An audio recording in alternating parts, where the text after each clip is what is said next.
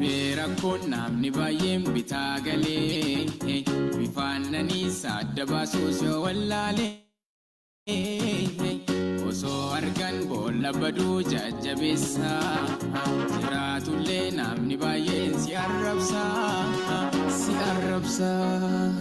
anaaf garuu kunneen hunduu homaa miti hinnuuftamaan siniiga abdiin kutuu hinnuuftamaan siniiga abdiin kutuu hinnuuftamaan siniiga abdiin kutuu yoo turtellee siiga abdiin kutuu fayyisaa koo siiga abdiin kutuu hinnuuftamaan siniiga abdiin kutuu hinnuuftamaan siniiga abdiin kutuu hinnuuftamaan siniiga abdiin kutuu yoo turtellee siiga abdiin kutuu hinnuuftamaan siniiga abdiin kutuu hinnuuftamaan siniiga abdiin kutuu hinnuuftamaan siniiga abdiin kutuu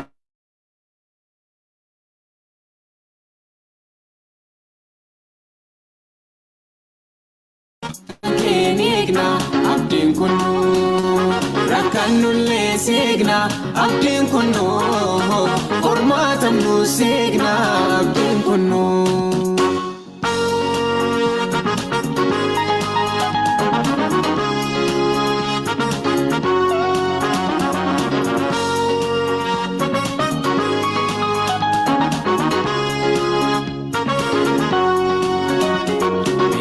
Hedduu wallaalummaan liqinfamee yoo jaalates wanta hamaa sin jibbamee manni kan keessa turee danuun haguugamee namni dhugaa kuma keessaas yoo dhaabamee obsi kan koo itti fufaa addan citu hinnuuftamaan siniiga abdiin kutuu hinnuuftamaan siniiga abdiin kutuu hinnuuftamaan siniiga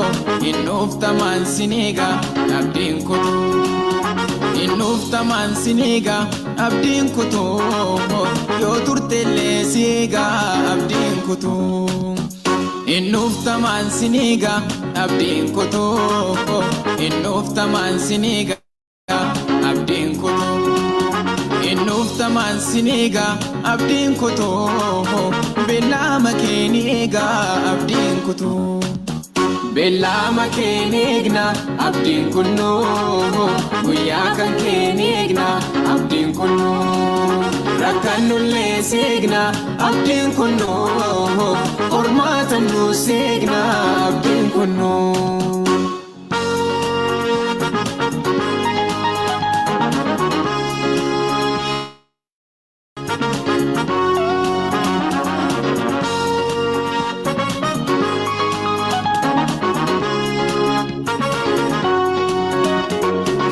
Baree badhaafamee mul'ifamee qulqullaa'aaf wanti bishaan ari'amee cubboofamaan baay'atullee halkan guyyaa jiraannullee firdii dhugaaf sittiyyaa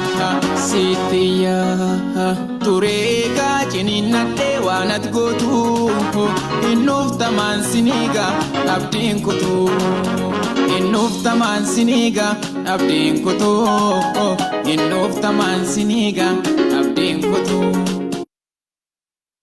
Tole, akkam jirtu hundumti keessanuu nagaa keessanii gaarummaa Waaqayyo nutti agarsiiseef gaarii goonee Waaqa keenya galateeffanna. Dhugamaan gargaarsi waan inni nu godheef kunuunsi inni nu godhe adda. Sanbata gammachuu jedha irra deebi'e ammas hunduma keessaniif iddoo jirtan hundumaatti gargaarsa waan inni nu godhe jiraannee guyyaa hadhaa isa argineef guddaa galateeffanna. Karaa addaatiin immoo waa'ee faaruutiif illee dhugama karaa addaatiin guddaa galateeffanna. Obboleessi faaruu kana qopheesseen illee warroota faarfataniif hunduma keessaniinuu Waaqayyo karaa addaa isin haa eebbisu jechaatiin kallattiidhaan gara sagantaa keenyaatti adeemneetiin jenna. Akkuma sila jechuudhaaf yaale mata dureen qorannaa kennaa akkuma gubbaarratti illee barreessuudhaaf yaalee si dhiifnee gara eenyuu deemna? Si dhiifnee gara eenyuu deemna? Wajjinumaan mee si dhiifnee gara eenyuu deemna jenna? Maal jechuudha si dhiifnee gara eenyuu deemnaan kun? Macaafni qulqulluun akka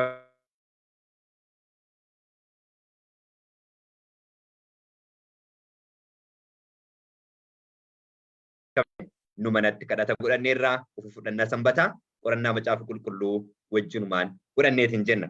Meen kadhanna. Guddaas si galateeffanna, guddaas si ulfeeffanna mootii keenna galgala sanbataa galgala sagadaa kanatti fuula keetti argamnee guutummaa jireenya keenyaatiin si wajjin akka walii galluuf dhugamaan mallattoo uumaa ta'uu kan keetii, mallattoo garbummaa jalaa bilisa nu baasuu keetii, mallattoo nu qulqulleessuu keetii, mallattoo ardiif samii haarawaa itti dhuftutti boqonnaa dhumaa gochuu keenna guyyaa sanbataa kanatti fuula keetti dhufneerra araarri kee samiirra gara keenyatti akka midhatu barbaanna adaraa nu gargaari. Eebba kan keetiin nu yaadadhu. Dhugamaan si wajjin waliif fidnee akka walii galluuf nu gargaari. Galgala kana mata duree baay'ee murteessaa ta'e qorachuu barbaannaa. Hubannaan namaa homaa fayyaduu hin danda'u. Ati garuu jidduutti argamnaan waa hedduu hubannaa waan nu yaadnetu nu gala. Ammallee barsiisaa dhugaa baruu ta'an keessaan turte Yesuus hoolaa Waaqayyoo nu barsiisi. Akka itti biyya lafaa mootetti nu moosisi. Hundaan gootaa ulfaadhu maqaa keetiif jettee Yesuus. Ameen. Tole, gaarummaan Waaqayyo nutti agarsiise guddaadha. Guddaa isa galateeffanna. Macaafa qulqulluu irratti yeroo hundumaa Waaqayyotti gammadaa jedha. Yeroo hundumaa irra deddeebiin jedha. Yeroo hundumaa gammadaa jedha. Sababni gammannuuf haalli naannoo keenya jiraatu waan nama gammachiisu ta'e miti. Haalonni waan gaariif ta'aniif miti. Inni gaarii ta'e Waaqayyo kan keenya waan ta'eef. Inni haala hundumaa jijjiiru kan keenya waan ta'eef. Kanaaf yeroo hundumaa gammachuu addaatiin Waaqa fuulduratti dhiyaanneetiin jenna jechuudha. Gammachuu addaatiin Waaqa fuulduratti dhiyaanneetiin jenna. Amma immoo karaa addaatiin galgala kana kalaalleetiin jennu si dhiifnee gara eenyuu deemna? Dubbiin kun yoom jedhame? Kiristoos maal goonaan dubbiin kun dhufe? Naannoo sanitti maaltu uumame? Haala maaltu ta'ee jennaan si dhiifnee gara eenyuu deemnaan dhufe? Har'allee si dhiifnee gara eenyuu deemna jenna? Hundi keenya iyyuu. Garuu mee barnoota haala yeroo san Kiristoos keessa ture. Dubbii Kiristoos yeroo san dubbate. Barnoota Kiristoos keessa yeroo san dabarseetiin jedhe xiyyeeffannaadhaan ilaalleetiin jenna jechuudha. Xiyyeeffannaadhaan ilaalleetiin jenna. Si dhiifnee gara eenyuu deemnaa jenna walumaan. Mee gara macaafa qulqulluutti si fidee wangeela Yohaannis boqonnaa 6 keessa naannoof keessaanuu boqonnaa 6 lakkoofsa 47 irraa jalqabnee amma lakkoofsa gara dhumaa irratti jiru irra darbaa ilaalla yaada isaa jechuudha. Iddichi kan inni argamu macaafa qulqulluu keessatti wangeela Yohaannis boqonnaa 6 lakkoofsa 68 irratti argama. Phexros akkas jedhe. Simoon Phexros deebisee si dhiifnee eenyu bira dhaqnee Gooftaa dubbiin waa'ee jireenya bara baraa nama barsiisu situ qaba hoo? Amma si dhiifnee gara eenyuu deemnaan sababni isaa barumsa inni qabatee deemuun eenyu akka inni ta'e wajjin kan wal qabate. Amma si dhiifnee gara eenyuu deemna Kiristoosiin gaaf jennu bareedina qaama isaatiif miti, qabeenya isaatiif miti, akkasumas humna waraanaa inni qabuuf miti. Dubbiin inni barsiisutu dubbii jireenyaati. Eenyu Kiristoos ka jedhan jechuudha. Sababni isaa Phexros maal jedhe? Si dhiifnee gara eenyuu deemna Gooftaa? Dubbiin waa'ee jireenya bara baraa nama barsiisu situ qaba hoo? Kanaaf amma eenyu inni akka ta'ee fi dubbiin inni qabu maal akka ta'e. Kanaaf Kiristoosiin addalle yeroo san Kiristoosiin si dhiifnee gara eenyuu deemna? Sababni isaa fiizikalii isa dhiisanii deeman. Phexrosiin isinis deemuu barbaaddu jennaan si dhiifnee gara eenyuu deemna jedha. Har'a garuu nu hoo? Si dhiifnee gara eenyuu deemna gaafa jennu maal jechuudha? Maal jechuudha? Barumsi dhugaan Kiristoos nuuf kaa'e dubbiin macaafa qulqulluu kan nu dhiifnee biraa deemuu hin dandeenye maalidha? Mee akkuma Selesiin jedhee 47 irraa gad deebinee yaada Kiristoos jedhaa ture ilaali. 47 irratti dhugumaan isinitti hima. Namni amanu jireenya bara baraa qabaa jedhe. Namni amanu maal qaba? Jireenya bara baraa qaba. Waa'ee amantii yeroo dubbatu Kiristoos akkana jedhe. Wangeela Yohaannis boqonnaa 14 lakkoofsa 1 irratti. Garaan keessan hin raafamin. Waaqayyotti amanaa. Anattis amanaa jedhe. Kanaaf namni amanu maal jedha jedhe? Dhugumaan isinitti hima. Namni amanu jireenya bara baraa qaba jedhe. Namni amanu jireenya bara baraa qaba.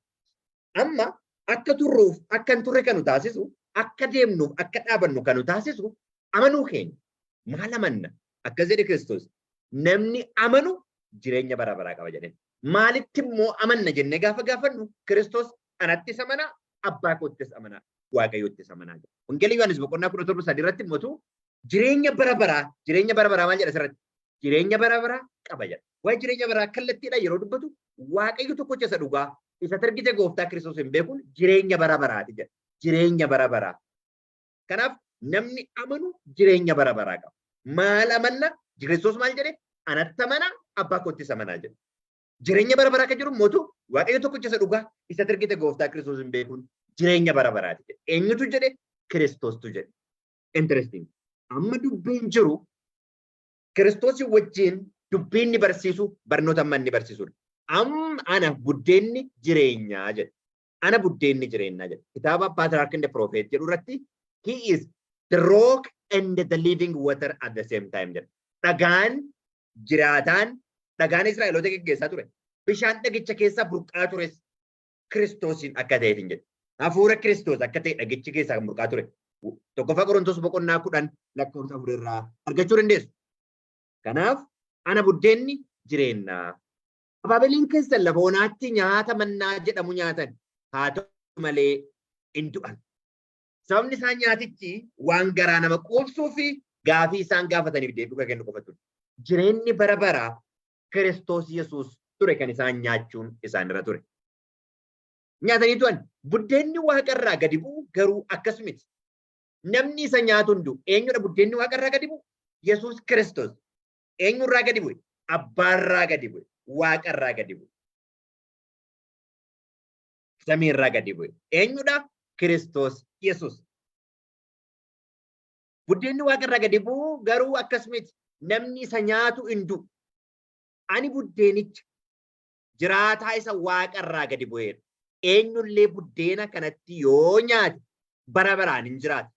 Buddeenni an biyya lafaatiif jireenya fiduudhaaf kennu foon kootii isaaniin jedha.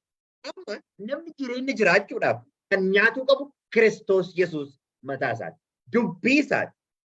Dubbiin isaa immoo maalidha? Gara lakkoofsa 63tti dhufnee kanuma ilaalla.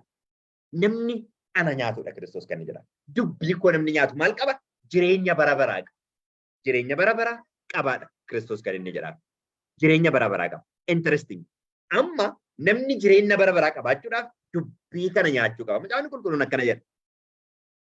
Macaafotan qortuu isaan waan jireenya argamu isinitti fakkaata. Isaan hundinuu waa'ee koo dubbatu jedha. Sababni isaa karaan dhugaan jireenya eenyu waan ta'eef Kiristoos Yesuus waan ta'eef. Namni Kiristoosiin hin qabne jireenya hin qabu. Jaalalli jibbine illee maqaa feene isaa kenninuuf. Kiristoosiin hin qabnu taanaan jireenya hin qabu. Sababni isaa abbaa wajjin kan wal nu qunnamsiisu Kiristoos Yesuus ilma Waaqayyooti. Bifa ilma Waaqayyoo yoo qabaanne qofaadha jireenya bara baraa kan ilmi Waaqayyoo kennu kan nuti qabaachuu dandeenya.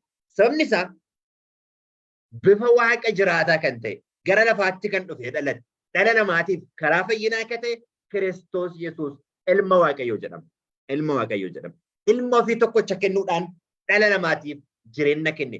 Waa'ee isaa dubbachuun yeroo hundumaa keessa garaa keenya baqsuu qaba, laaffisuu qaba. Sababni isaa anaaf jecha, isiniif jecha ilma isaatti garaa jabaate abbaan. Akkuma Abrahaam billaa isaa qabatee ilma isaa morma muruudhaaf harka isaa irra kaa'e abbaan Waaqayyo abbaan ilma isaatti garaa jabaate. Kanaaf Kiristoos maal jedhe? Yaa abba, xoofoon kun yoo fedha kee ta'e anarra haa darbu jedhe. Abbaan garuu itti cal'ise. Sababni isaa an fayyuu qaba, isin fayyuu qabdan. Buddeenni jireenyaa kan dhalli namaa ittiin nyaatee fayyu isa waan ta'eef. Kanaaf garaa jabaate abbaan ilma isaatti jechuudha. Akka waan ilma abbaadhaan dhaameetti ilaalla jedha. Isaayyaas boqonnaa 53. 51 irraa 52 irraa kanarratti Yihuudoonni namichi kun attamitti foon isaa akka nyaannuuf nuuf kennuu danda'a jedhanii waliin morkatan. Amma gaafiin guddaan asirratti mata duree keenya akka ta'eetiin jiru kana wajjin wal qabatee dhufu. Maal jechuu barbaadeeti? Akkamitti namni nama nyaata? Akkamitti namni foon namaa nyaataan gaafii guddaa Yihuudootaa ture. Kanaaf gaafiin guddaan kanaan 53 irratti Yesuus immoo dhugumaan isinitti hima. Isin foon ilma namaa yoo nyaachuu dhabaattan dhiiga isaas yoo dhuguu dhabaattan jireenya of keessaa hin qabdan. Period. Jireenya of keessaa qabaachuudhaaf Kiristoosiin nyaachuu danda'uu qabna. Kanaafidha kaleessa qaamaan isaa wajjin jedhe har'a immoo ergaa waldaadhumaa yeroo dhumaa keessa jirtu waldaa yeroo dhumaa keessa jirtu kan immoo akka waldaa torbaniitti Laodooqiyaa jedhamteeni balbala dhaabadhee dhadhayaaraadha gaafin. Yoo balbala hin banne jireenyi hin jiru. Laodooqiyaan qullummaan ishee, hiyyummaan ishee, jaamummaan ishee kan inni furamuu danda'u Kiristoosiin isa balbala dhaabatee dhadhayaaru yoo seensifne duwwaan. Kanaaf balbala dhaabadhee dhadhaara jedha Laodooqiyaadhaan. Asirratti maal jedha? Namni foon koo nyaanne ana of keessaa kan hin qabne jireenya of keessaa hin qabu. Sababni isaa jireenya ta'ee gara biyya lafaatti dhufe nama gara jireenya bara baraatti kan harkise Yesuus Kiristoos ilma Waaqayyooti. 54 irratti eenyullee 53 meen xumuraa dhuguma dhugaan sitti hima foon ilma namaa nyaachuu yoo dhabaattan dhiiga isaa yoo dhuguu dhabaattan jireenya of keessaa hin qabdan. Dhiignis kan isaati, foonis kan isaati. Inni dhugamus kan isaati, inni nyaatamus kan isaati. Kanaaf tokkoffaa Qorontos boqonnaa 10 lakkoofsa 4 irra yaada jiru mee kana wajjin wal qabsiifnee laalletiin jenna. Silallee dubbadheen ture boqonnaa 10 lakkoofsa 4 irraa akkana jedha. Hundumti isaanii dhugaatii hafuuraa isa tokkicha sanaa dhuganiiru. Dhugaatiin hafuuraa hafuura qulqulluutti kan fakkeeffamu jechuudha. Dhuganiiru. Isaan kattaa hafuuraa isa guddicha isa isaan wajjin adeemaa turetti dhuganiiru. Kattaan guddichi sun immoo Kiristoos ture jedha. Ameen. Kattaan guddichi Israa'eloota hordofaa ture eenyudha? Kiristoos Yesuus. Bishaanichi dhugan kan hafuura qulqulluutti fakkeeffamu eenyu keessaa bahaa ture? Kiristoos Yesuus keessaa bayaa ture. Kanaaf addas hafuurri qulqulluun inni dhugaa kan nuti fudhannu Kiristoos keessaa kan dhufudha. Kanaaf balbala dhaabadhee dhadhaara gaafa jedhu Kiristoos hafuura qulqulluu fi nuuf kennuudhaaf. Kanaaf ergaa Yohaannis isa tokkoffaa boqonnaa 4 lakkoofsi 13 kanuma jedha. Dhiiga koo foon koo jedha asirratti immoo eenyullee jedha lakkoofsa 54 irratti eenyullee foon koo kan nyaatu dhiiga koos kan dhugu jireenya bara baraa qaba. Anis guyyaa isa dhumaatti du'aa isa nan kaasa jedha. Maal qaba? Jireenya bara baraa qaba. Akkuma Kiristoos du'aa ka'e innis du'aa ka'a jechuudha. Innis du'aa ka'a jechuudha. Kanaaf jireenya bara baraa kan qabaannu Kiristoosiin of keessaa yoo qabaanne qofaadha. Foonsaa yoo nyaanne dhiiga isaa yoo dhunne qofaadha. Maalidha foonsaa? Maalidha dhiigni isaa? Jireenya bara baraa akka ta'e maalidha ka jedhu gasetnee lakkoofsa 63 irratti inni nu hin deebisa waan ta'eef. Akkana jedha lakkoofsa 55 irratti. Foon koo dhuguma nyaata. Dhiigni koos dhuguma maalidha? Dhugaatiidha. Kanaaf Kiristoos maal jedhe? Namni dheebote yoo jiraate gara koottaa dhufu haa dhugu. Argitanii? Iddoo biraatti immoo 55 irratti kan beela'e kan dheebote gara koottaa dhufu haa dhugu. Nyaannis dhugaatiinis maddi isaa isadha jechuudha. Dubbiinsaa jireenya, dubbiinsaa hafuura. Kan dhunnudha, kan nyaannudha dubbiinsaa. Foon koo dhuguma nyaata. Inni koos dhuguma dhugaatiidha. Foon koo kan nyaatu dhiiga koos kan dhugu ana keessa jiraataa, anis isa keessa nan jiraadha jedha. Abbaan inni jiraataan akkana erga. Ani immoo sababii abbaatiif akkuman jiraadha. Namni foon koo nyaatu immoo sababii kootiif jiraata. Liinkii jireenyaati ingilii. Ergaa Yohaannis tokkoffaa boqonnaa 5:11 irratti Waaqayyo jireenya bara baraa nuuf kenne. Jireenya bara baraa ilma isaa keessatti argama jira. Ilma isaa keessatti argama jira. Amma dubbii kana Kiristoos kan isaan barsiisuu jalqabe. Ergaa Wangeela Yohaannis boqonnaa 10 lakkoofsa 10 irratti akkuma abboomii abbaa kootii eegi akkuma jaalala isaatti qabadhee jiraadhu namni abboomii koo eegu jaalala kootti qabatee jiraata. Doktoriin yookaan barnoota kanadha kan rakkina fide. 58 irratti isaan kana buddeen inni waaqarraa gadi bu'e akka isa abaabeliin keessan nyaatanii booddee immoo du'an miti.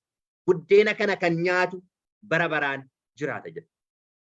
Macaafa keessatti iddoon baay'ee ulfaataa jedhamu. Ulfaataadha jedhamee caqasame. Iddoo kanatti. Macaafni namoonni yeroo baay'ee macaafa Daani'elitu baay'ee ulfaataadha. Macaafa mul'ataatu baay'ee ulfaataadha jedhu. Iddoon ulfaataan baay'een garuu isa kanadha. Lakkoofsa 6 boqonnaa 6 lakkoofsa 60 irraa akkana jedha. Bartoota isaa keessaa baay'een kana dhagaanii kunoo jecha jabaadha. Eenyutu isa dhaggeeffachuu danda'a jedhan. Kunoo jecha maalidha? Jecha jabaadha. Eenyutu isa dhaggeeffachuu danda'a jedhan. Amma garaagarummaan dhufe. Dubbiin foon koo nyaattu jedhe. Dubbiin dhiiga koo dhugdu jedhe. Gargar bittinneessuu fide. Adhallee kan nyaannu dubbii isaati. Kan dhugnu hafuura isaati. Ammas dubbiin kun garaagarummaa guddaa uumeetiin jira jechuudha. Kan dhugnus kan nyaannus kan Kiristoos irraa dhufedha malee gara biraatiin kan dhufe miti. Hafuura isaanaan hafuura isaati. Dubbii isaanaan kan isaati. Bartoota isaa keessaa baay'een kana dhagaanii kana jechaa kunoo jecha jabaadha. Eenyutu dhaggeeffachuu danda'a jedhan. Yesuus immoo bartoota isaa kana irratti guungumuu isaanii beekee kun isin gufachiisaa? Ilmi namaa kun gara iddoo dur tureetti utuu ol ba'uu yoo argitan attamree 63 irratti waan hagammaa jedhaa ture. Waan dhiiga koo foon koo jedhaa ture 63 dubbata. Hafuurriin jiraachisaa foon homaa dhimman baasu dubbiinan isinitti dubbadhe hafuuraa jireenyas jedha. Kanaaf gubbaa irratti foon koo jireenya gaafa jedhaa ture dubbii kooti jechuudha. Dhugaatii gaafa jedhaa ture dhiiga isaatti gaafa keessa hin jiru hafuura isaa. Kanaaf dubbiin isin dubbadhu jireenyas hafuuras jedha.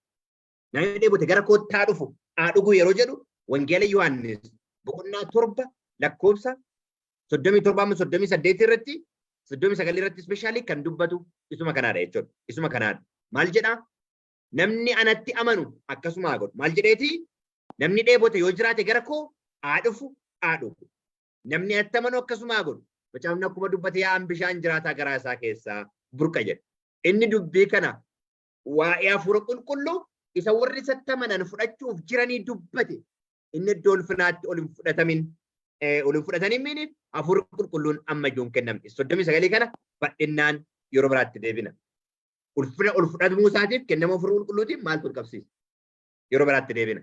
Amma dhugaatiin isarraa dhunnu kan garaa keenya keessaa burqu waa'ee maalitti? Waa'ee hafuura qulqulluuti jechuudha. Kanaaf gara Wangeela Yohaannis boqonnaa 6 yoo isin deebise dubbiinan isinitti dubbadhe jireenyas hafuuras jedha Kiristoos. Dubbiinan isin dubbadhe jireenyas hafuuras. Kana gammaa dubbataaru waa'ee kanaadha jechuudha. Waa'ee jireenyaa, waa'ee hafuuraa. Kan inni gammaa dubbataaru. 64 irratti. Garuu isin keessaa kan hin amanne jiru Yesuus jalqabee eenyufaa akka hin amanne eenyus akka dabarsee isa kennuuf jiru beekeera jedha. Garaagarummaan duuka buutotaaf uummata Kiristoosiin hordofaaruuf Kiristoos gidduutti jiru badhataa kan hin dhufe gaaf Kiristoos dubbii dhugaa isa dhumaa dubbateera. Kanaan dura fakkeenyaan barsiisaa ture, waan garaagaraa jedhaa ture, dhumarratti kan isin nyaattan foon kooti jedha. Kan isin dhugdan dhiiga kooti jedha. Faayinali Kiristoos kan inni barbaadu fakkeenya boca isaa nu keessatti kaasudha. Abbaan eenyu akka ta'e nu mul'isuudha, amala ofiisaa nu keessatti boca kaasudha. Sababni isaa maal jedhaa? Dhugaa waa'ee dhuga baatuu fi yeroo dubbatu abbaan koo anaaf dhugaa ta'a, ana immoo ofii kootiif dhugaa ba'a jedha. Wangeela Yohaannis boqonnaa 8 lakkoofsa 17-18 irraa. Interesting. Kanaaf warri amanne jiru jedha 65. Yesuus kanaafan abbaa biraa yoo kennamuufi dhabaate omtuu gara koo dhufuu hin danda'u jedhee isinitti dubbate. Abbaa biraa yoo kennamuufi dhabaate malee eenyullee gara koo dhufuu hin danda'u jedhee isinitti dubbadhe. Kanaaf Phexros eenyu naan jettu kennan qulqulluun Waaqa jiraataati gaafa jedhuun abbaa kootu sitti hime kan inni jedheen 67 irratti. Yesuus yommus warra 12 isin immoo deemuu barbaaddu jedhe. Waliigalatti qorannaan mata duree koo naannoo kanarratti asirratti xiyyeeffata. Kiristoos dubbii isa dhumaa gaafa dubbate tokkummaaf jaalala namoonni isaaf qaban hin filanne. Hordoftoota kaleessa isa hordofaa turaniif iddoo addaa kennuu hin barbaanne. Sababni isaa dhugaadha waan ta'eef. Namoonni fedhanis yoo isatti gargar ba'an Kiristoos dhugaa dubbate. Har'a kan nyaattan dhiiga kootii, kan nyaattan foon kootii, kan dhugdan immoo dhiiga kootii jedhe. Kanaaf dura akka biraa fakkeenyaan isa barsiisaa itti himaa ture. Waa'ee dhibboota fayyisuu, waa'ee rakkina adda addaa hiikuuti miti yaadda. Inni faayinalii dubbiin Kiristoos isaan itti barbaade kan nyaatamu foon isaati, kan dhugamu immoo dhiiga isaati. Kana isaan itti hime. Dubbiin kun immoo bittinneesse kaawwan isa dhiisanii deeman baay'oon lammanis ofitti waamee isinillee deemuu barbaaddu jedhe. Lakki kanaaf jedhee saniif jedhee isaaniin himne. Kiristoosiin wajjin turuun ulfaachuu danda'a. Dubbiin hedduun isa nun eenne ta'uu danda'a. Kan namarraallee nutti darbatamu dubbii gurguddaa ta'uu danda'a. garuu isa dhiifnee gara eenyu deemna? Isa dhiifnee gara eenyu deemna? Dhaloonni kallattii gadhiisuu danda'an keessaan ta'uu danda'a, alaan ta'uu danda'a, haala nu eenyeen ta'uu danda'a, haala nu eenyu eeguu dhiifneen ta'uu danda'a. Obboloota ko isa dhiifnee gara eenyu deemna? Isa bira jira dubbiin jireenya. Haalli namni mijatees mijachuu dhabaates, dubbiin jenne namaa galee namaa garuu dhabaates, akkitti sobannees akka namni walii galaa hubatuuf hubachuu dhabus ta'es ta'uu baates isa dhiifnee gara deemnu hin qabnu. Isa dhiifnee gara eenyu deemna? Deemuu barbaaddu jedheen duuka bu'ootaan. Yesuus immoo warra 12 warra dhuunfaa isaa inni isaan shaakalsiiseen warra silaana wajjin turan jedheen kuuwwan warri gareedhaan faanaa deeman gaafa nagaatti dhaamani isaaniin immoo akkas jedheen. Isinoo deemuu barbaaddu? Yesuus deebisee Simoon Phexros deebisee si dhiifnee eenyu bira dhaqnaree? Gooftaa dubbiin waa'ee jireenya bara baraan nama barsiisu situ qaba oo jedheen. Si bira jira dubbiin jedheen. Dubbiin waa'ee jireenya nama barsiisu si qofa bira jira. Si dhiifnee gara eenyu deemna jedheen. Ala kaleessa barreerra kaleessa. Iddoo turanis kaleessa bareera. Hojiis ta'u kaleessa keessa turee bareera. Amma immoo falli gara inni deemuu hin qabu. Yeroo tokko tokko ariitiidhaan waan baay'ee gochuu dandeenya. Yeroo tokko tokko wadhaansoon cubbuu wajjin qabnu sun miidhuu danda'a. Garuu isa dhiifnee gara deemnu hin qabu. Si dhiifnee gara eenyu deemna jedheen.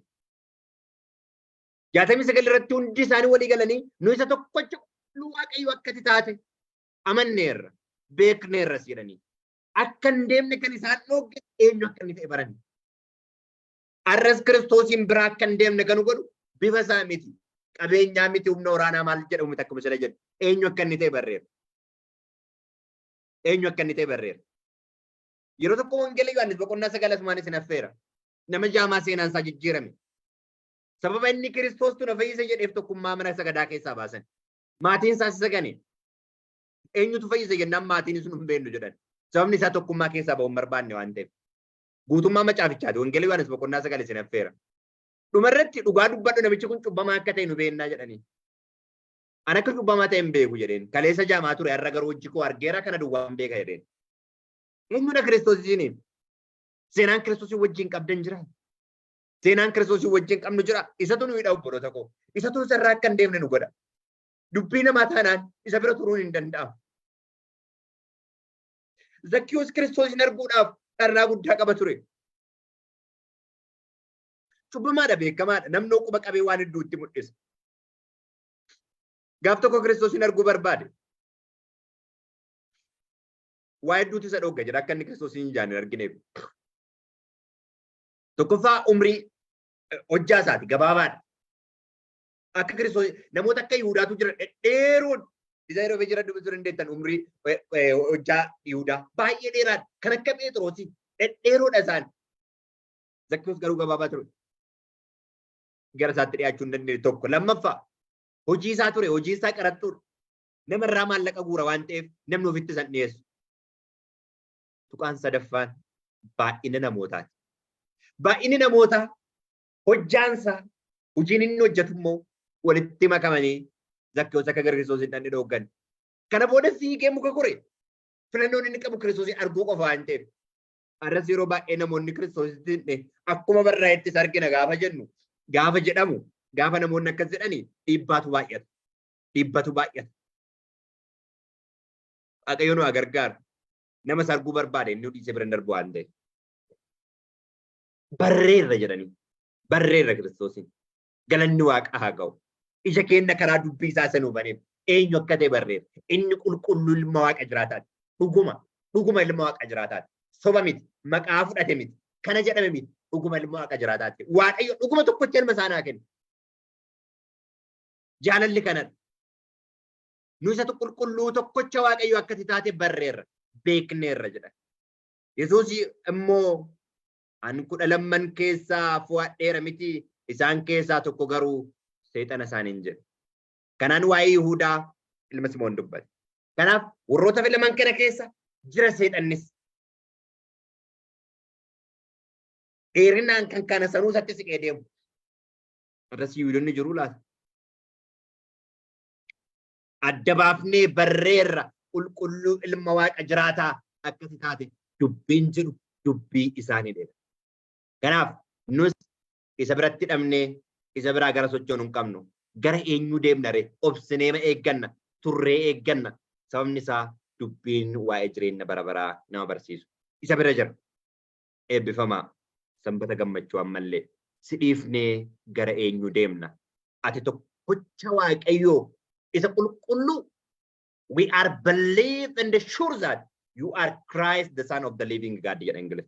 Wangeela Yohaannis 6:63 irratti. Dubbisaa hafuura jireenya kan ta'e nyaannee warra jiraatan akka ta'an Waaqayyoo kan nageenya nu haa eebbisu. Eebbifamaa. Kadhata gabaabaa godhan. Isa nu gargaartee harka kee nurra qabdee carraa jiraachuu nu kenniteef galanni si haa ga'u. Ammallee galgala sanbataa galgala sagadaa kanatti gara fuuldura keetti dhufneerraa eebba guutuun nu eebbisi. Dhugama si dhiifnee gara eenyuu deemne jenna dubbii jireenya namaaf kennu dubbii keenya nyaannee jireenyi keenya namummaan keenya akka haareeffamuuf nu gargaara. Afaan yeroo keenya irratti maqaa gooftaa Kiristoos kadhanna abbaa. Ameen. Ameen. Eebbifamaa.